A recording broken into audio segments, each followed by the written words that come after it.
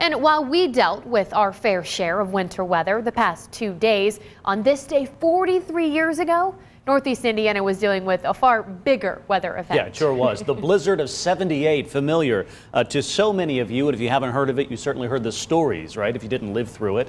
Gabe Pro tells us how the historic storm provides lessons that we can apply even today during the pandemic. A storm of historic proportions. The infamous blizzard of 1978 serves as the benchmark for all other winter storms. It snowed a lot, and I missed several days of school.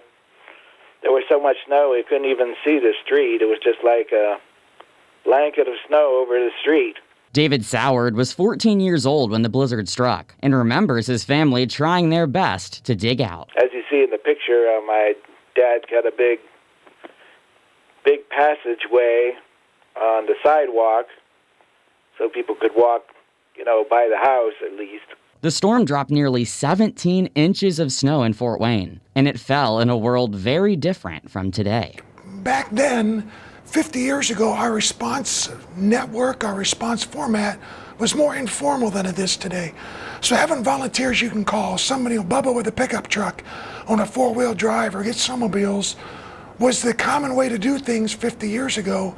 And we just don't get the luxury of doing that today. High winds blew snowdrifts as high as 2-story windows in some places. The snow and massive drifts forced schools and businesses to close for about a week. And Beyer says the blizzard of '78's historic nature draws parallels to our current crisis. And all of us old guys and gals talk about, the blizzard of '78 and how it shut things down for almost a week.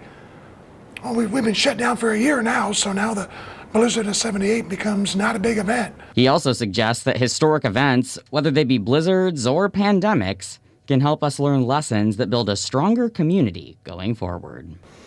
An individual becomes more resilient in their community by simply becoming more aware of the threats that they face and the things they can do as an individual, as a family, and then together it makes our community more resilient, stronger, better prepared.